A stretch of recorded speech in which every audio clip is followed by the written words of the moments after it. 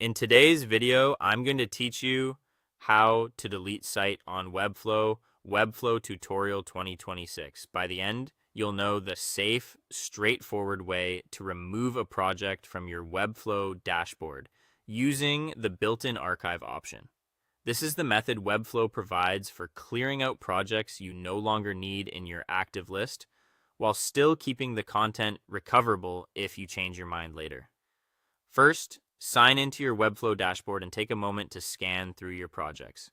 Find the specific site you want to remove. It helps to double check the thumbnail, the project name, and any labels so you're absolutely sure you're working with the right one. If it's a client project or something your team still references, consider confirming with stakeholders before proceeding. Archiving is reversible, but it's always best to avoid surprises. Once you've identified the correct project card, move your cursor to that project's tile and look for the three-dot icon, sometimes called the More menu. This small menu button is the quickest way to access project-level actions without opening the project itself. Click that three-dot icon to reveal the available options.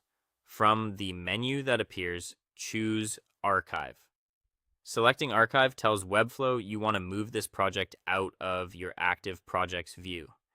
This option is designed for tidying up your workspace without permanently erasing the site, its settings, or its content. It's a practical step when you're cleaning up old experiments, pausing work for later, or simply keeping your dashboard focused on what you're building right now.